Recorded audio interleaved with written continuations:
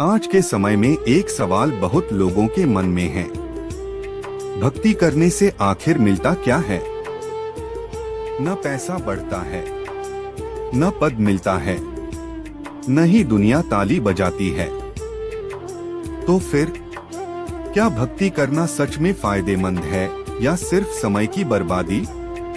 आइए इस सवाल का जवाब भीड़ से नहीं, अपने भीतर से खोजते हैं। भक्ति का सही अर्थ। सबसे पहले ये समझना जरूरी है कि भक्ति का मतलब सिर्फ मंदिर जाना, पूजा करना या मंत्र जपना नहीं है। भक्ति का असली अर्थ है अपने मन को संभालना, अपने अहंकार को झुकाना और जीवन को किसी उच्च शक्ति के भरोसे छोड़ देना। जब इंसान कहता है सब तू ही जानता है प्रभु, तभी भक्ति शुरू होती है।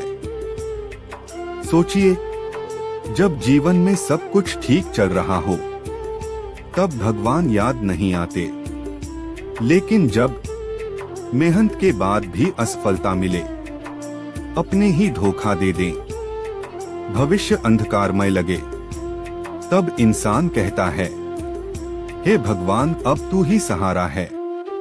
यहीं से भक्ति जन्म लेती है। भक्ति का पहला फायदा मानसिक शांति।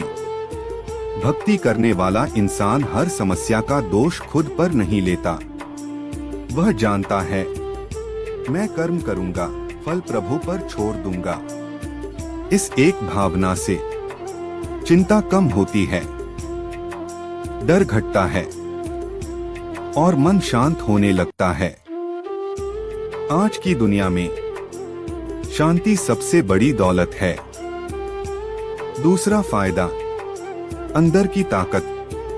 भक्ति इंसान को कमजोर नहीं, अंदर से मजबूत बनाती है। राम ने भक्ति से मर्यादा सीखी, हनुमान ने भक्ति से शक्ति, मीरा ने भक्ति से विष पी लिया, प्रहलाद ने भक्ति से मृत्यु को हरा दिया।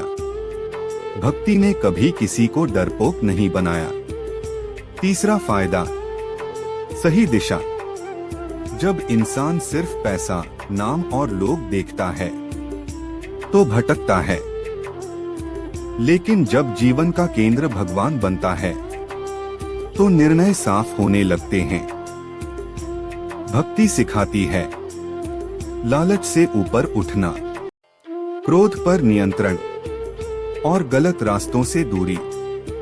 फिर लोग कहते क्यों हैं भक्ति से कुछ नहीं मिलता? क्योंकि लोग भक्ति को सौदे की तरह करते हैं। मैं पूजा करूंगा, तू मुझे ये दे। मैं व्रत रखूंगा, तू मेरी इच्छा पूरी कर। यह भक्ति नहीं, व्यापार है। सच्ची भक्ति में मांगा नहीं जाता, स्वीकार किया जाता है।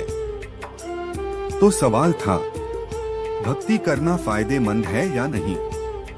अगर फायदा सिर्फ पैसा है तो शायद नहीं, लेकिन अगर फायदा है शांत मन, मजबूत आत्मा, सही सोच और टूटे समय में सहारा, तो भक्ति से बड़ा फायदा इस दुनिया में कुछ भी नहीं।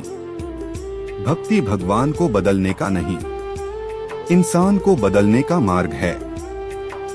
अगर ये शब्द आपके मन को छू गए हों तो समझ लीजिए भक्ति पहले से ही आपके भीतर है, बस उसे पहचानने की देर है। जय श्री हरि।